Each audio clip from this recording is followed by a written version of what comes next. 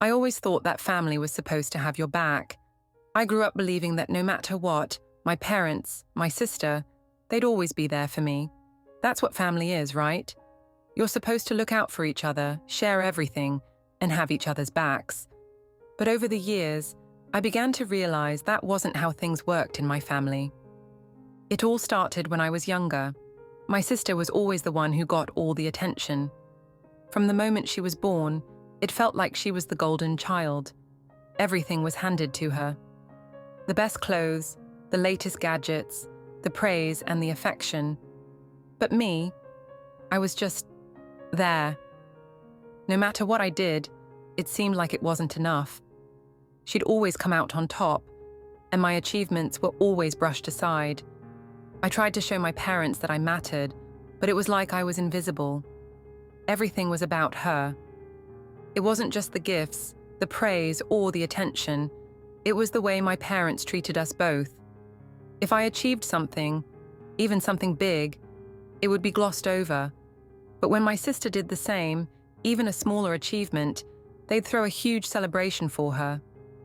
I couldn't help but feel like I was always living in her shadow, no matter how hard I tried. And to be honest, I resented it a lot. But I did my best to stay focused. I worked hard in school, did well in my job, and tried to carve my own path. But the unfairness of it all weighed on me. I couldn't ignore how everything always seemed to go her way. And then something happened. Something that changed everything. One day, I walked into the house and saw the look on my parents' faces as they celebrated yet another one of my sister's milestones. I tried to be happy for her. I really did. But in that moment, I realized something. I was done. I'd always been the one left out, the one who had to watch as everything went her way. But not anymore. I wasn't going to let it continue, so I made a decision. I was going to take back what was mine. It wasn't just about the attention, the praise, or the love that I felt like I deserved. It was about the respect I had never received. It was about finally being seen for who I was, not just as the one who was always overlooked, the one who could never quite measure up to my sister. And that's when I decided it was time to stop letting her walk all over me, to stop letting my parents take her side in everything. I was tired of being treated like I didn't matter. I was ready to take control of my life, to show my family that I wasn't just some invisible sibling. I wasn't going to be left behind anymore. It started small, with little acts of defiance. But the more I did, the more I realized that I had the power. I didn't need to keep giving in to them. I didn't need to keep playing second fiddle to her. I was strong enough to stand up for myself, to claim what was mine. But then, my sister did something that pushed me too far. She took something that wasn't hers, something I had worked hard for, and just claimed it as her own. She thought she could get away with it, but I wasn't going to let her get away with it this time. I had spent years being the second choice, the one who was always left behind, but not anymore. The moment she took that thing from me, I knew. I wasn't just going to sit by and let her have everything while I got nothing. I was going to fight for what was rightfully mine. And that's when everything changed. I was always the quieter, more reserved one in the family. My sister was the total opposite, loud, confident, and always the center of attention. It wasn't like I wasn't trying. I worked hard in school, participated in extracurricular activities, and tried my best to be someone my parents could be proud of. But it was always her. My sister was always the one they celebrated. And if I'm being honest, I couldn't help but feel frustrated, like I was always playing catch-up. When we were younger, it started with the simple things. The toys, the clothes, the praise. Anything she wanted, she got. I remember asking for a new bike one year, only to hear my parents tell me that my sister needed a new one instead, because her old one had worn out. I didn't even get the chance to voice my own request before they made their decision. It felt like they didn't even see me, but she could do no wrong. As we grew older, the favoritism grew too. She would get the big birthday parties, the extravagant gifts, the college fund, the support, and I would get Well, the leftovers. My parents always justified it with something like, "She's just a little more social than you," or "She's a little more outgoing." They made it sound like it was my fault I wasn't the life of the party. I never had the energy to argue back, so I internalized it all.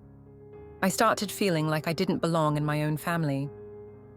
I remember one particular incident in high school when I got into a top college after working my butt off in high school.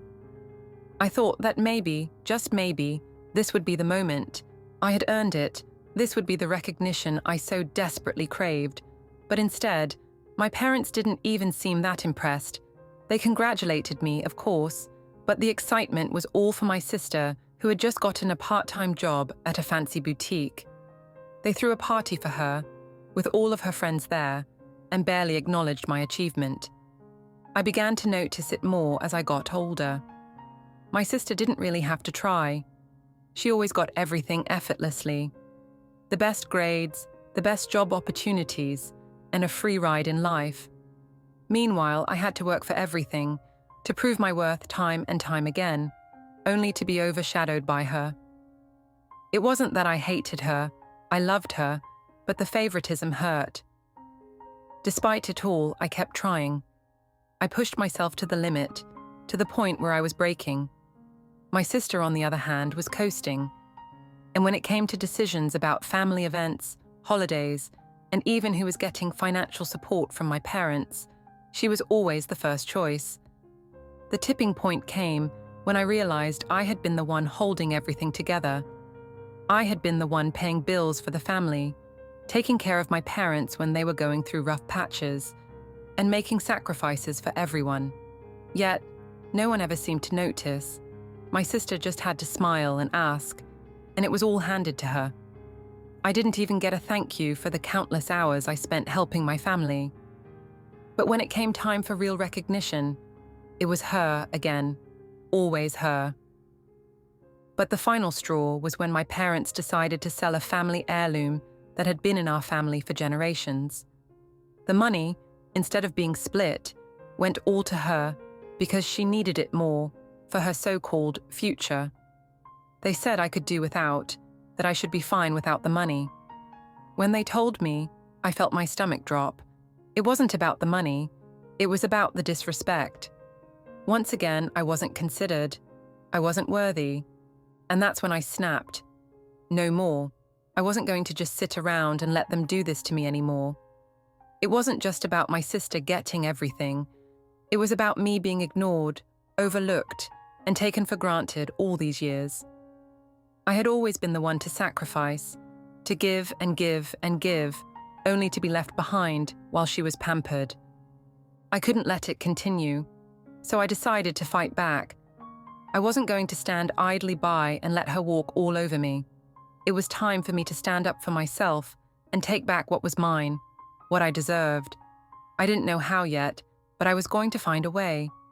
This was going to be the moment that everything changed. The first thing I did was take a step back. I needed to think, to really understand what had been happening all these years. It wasn't just about the material things, though that was part of it. What hurt the most was how they treated me like I was invisible. Every time I tried to speak up or make a move, I was met with indifference, as if I was just some background player in the family drama. But this time, I wasn't going to just take it. I started observing my family's habits more closely. I watched how my sister always got the best treatment, the best attention, the most love. She didn't have to work hard for anything. Everything just seemed to fall into her lap. Meanwhile, I was constantly overlooked. It became clear to me. It wasn't just my sister that my parents favored. It was their perception of me. They viewed me as the hard-working but quiet one, who didn't need anything, didn't ask for anything, and didn't rock the boat. And they were right. I had spent my life not asking for more. But now, that was changing. It wasn't just about the heirloom either. My parents were sinking deeper into their financial troubles. I could see the cracks forming in the life they had built. The extravagant gifts, the vacations, the perfect family image. It was all starting to fall apart. They had mismanaged their finances, living beyond their means while still expecting everyone to think they had it all together. They never told me this directly, but I knew. I could hear it in their conversations, see it in the small, unspoken moments when they thought no one was listening. My parents were struggling, and I knew they were looking to me for a way out. I wasn't going to bail them out this time, not without exposing the truth. The more I thought about it, the more I realized that the only way for me to get the recognition I deserved was to expose the unfairness, to show them just how much they had taken me for granted. I wasn't just going to sit back anymore. I had a plan, and it was time to execute it. I started doing research. My parents were always secretive about their finances, but I knew they didn't handle their money well. I found old bank statements, receipts, and even reached out to a couple of family friends who had been close to my parents over the years. Slowly but surely, I pieced together what I needed to know. The family finances were a mess. They had racked up credit card debt, personal loans, and even borrowed money from people I had never met. It was a shock to me. The very people who had pretended to be so put together were struggling financially, hiding their mess from the rest of the world. The more I dug, the more I found. My sister, the golden child, had been spending money like it was nothing. All those gifts and fancy outings, those things that made her life seem so perfect. Where did she think the money was coming from? She never had to work hard for it. She didn't even appreciate it. I could tell that all she had to do was smile, and my parents would make it happen. Meanwhile, I was the one who had to do everything the hard way, working long hours, paying my own bills, and making sure I didn't ask for anything. Yet no one cared. No one even noticed. That was it. I had all the evidence I needed. It wasn't just about the inheritance, it was about everything. The way they had manipulated me into thinking I wasn't worth anything, the way they had treated me like a second-class citizen in my own family. It was time to take control, to finally be seen, to get what was rightfully mine. But I had to be careful. I couldn't just march up to them and confront them directly. They would try to deny it, to make excuses. They'd twist the story, and I knew that. So, I started to carefully craft my plan. I knew the timing had to be perfect. I had to make them feel the weight of everything they had done to me, to show them just how wrong they had been. I waited for the right moment. My sister, always the center of attention, was about to announce a new project she was starting, one that my parents were incredibly excited about. They would be too distracted by her to notice my quiet preparation. This was my chance. My sister was going to get everything she always wanted, but this time, I was going to take back what was mine. I would expose the truth, take control, and make sure they finally saw me, not as the invisible one, not as the second choice, but as the person who had been holding everything together all along. And the day came. My parents invited me over, as they always did when they needed something, but this time, it wasn't going to be just another request for help. This time, it was going to be my turn to take control. I had everything ready, everything they had ever tried to hide from me, all their secrets, their lies, their unfair treatment. I was going to make them see just how wrong they had been. The day I had been preparing for finally arrived. I could feel the weight of the moment pressing on me as I walked through the door to my parents' house. They greeted me with forced smiles, the same ones they always put on when they were hiding something. My sister was there too, looking as perfect as ever. Her glossy hair, her flawless makeup, and that air of entitlement I had come to despise. "Hey, I'm glad you came," my mom said, still trying to act like everything was normal. "Yeah, we were just talking about how great things are going with the new project," my dad added, his voice too chipper for the situation. I barely paid attention to them as I walked into the living room. I could feel my sister's eyes on me, probably wondering why I hadn't said anything about the big news she was so proud of. She wasn't expecting what was coming. I took a deep breath, glanced at my sister for a moment, and then I turned to face my parents.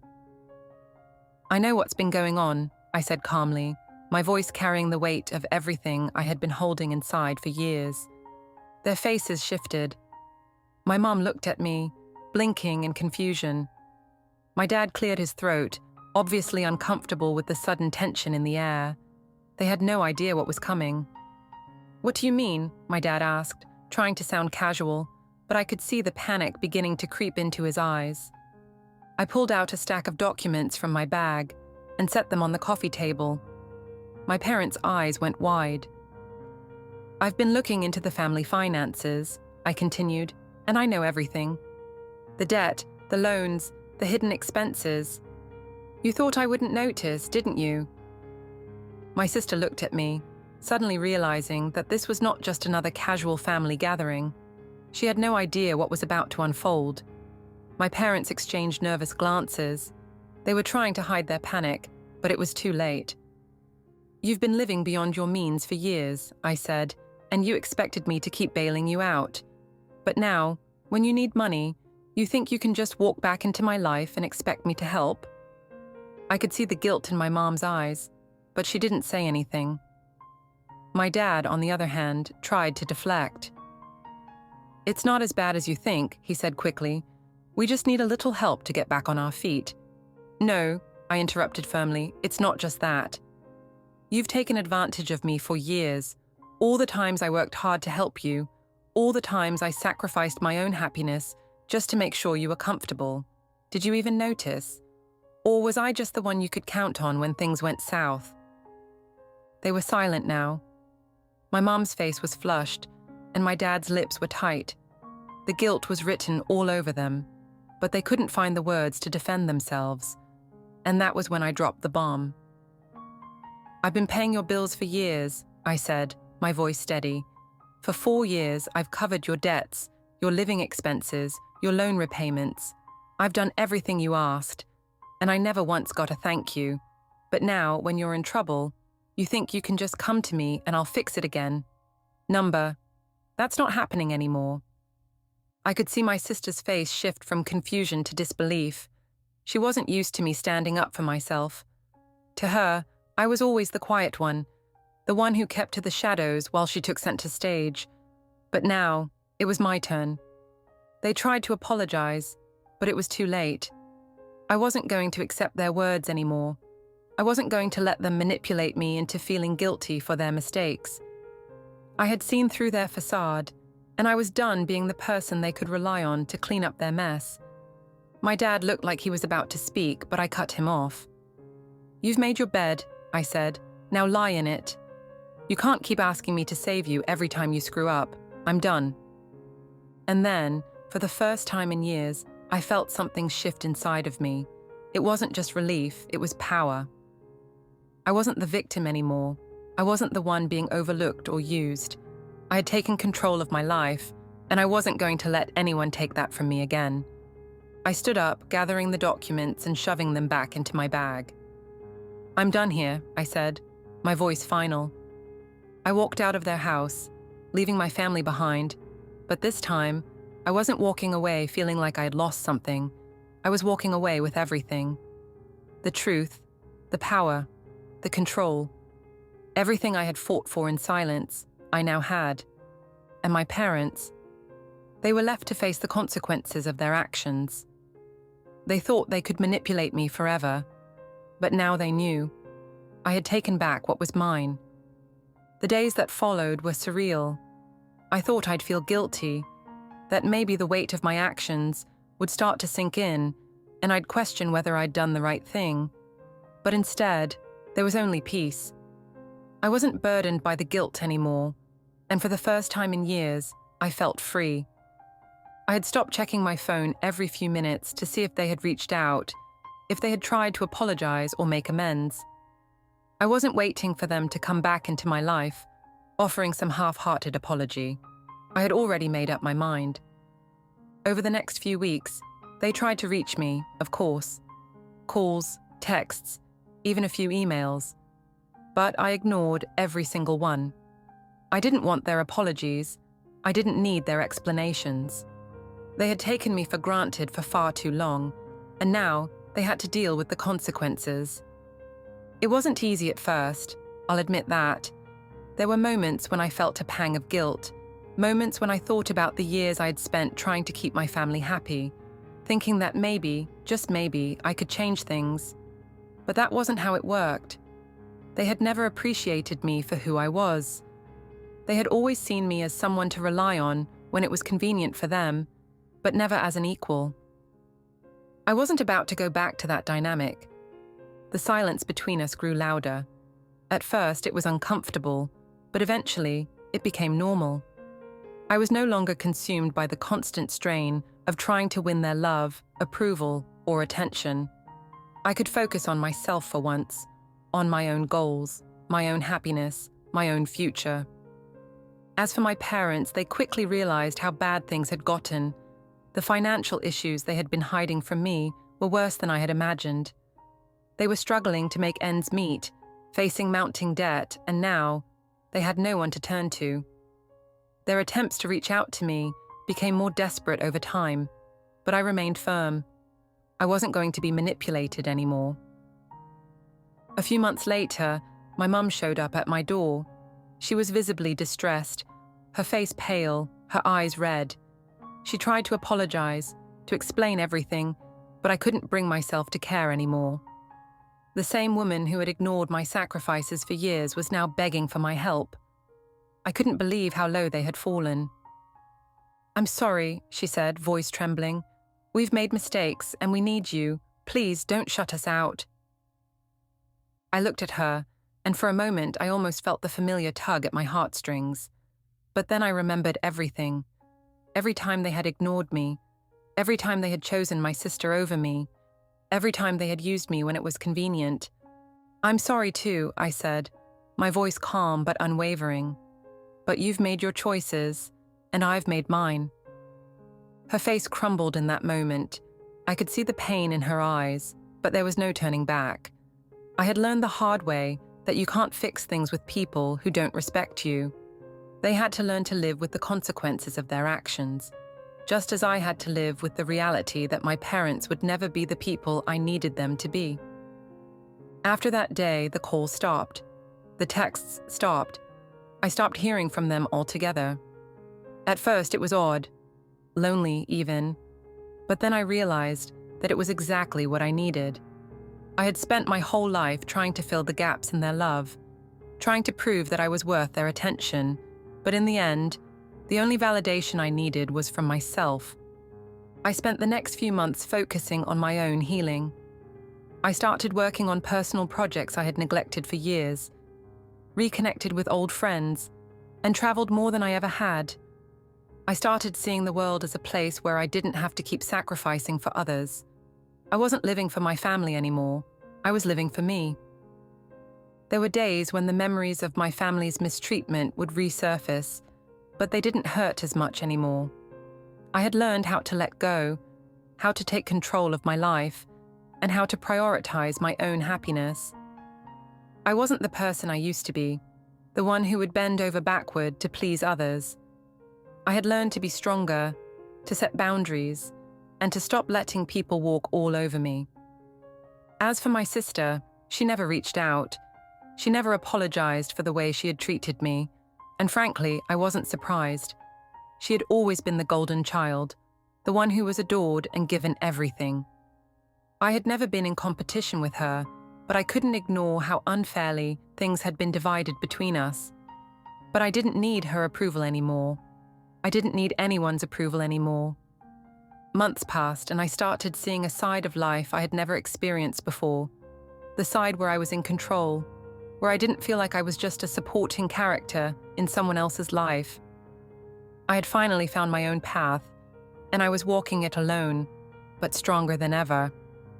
In the end, cutting them off was the best thing I could have ever done. It wasn't just about the money, it was about my own worth, my own peace, and my own future. I had taken back what was mine, control over my own life, my own happiness, and my own destiny.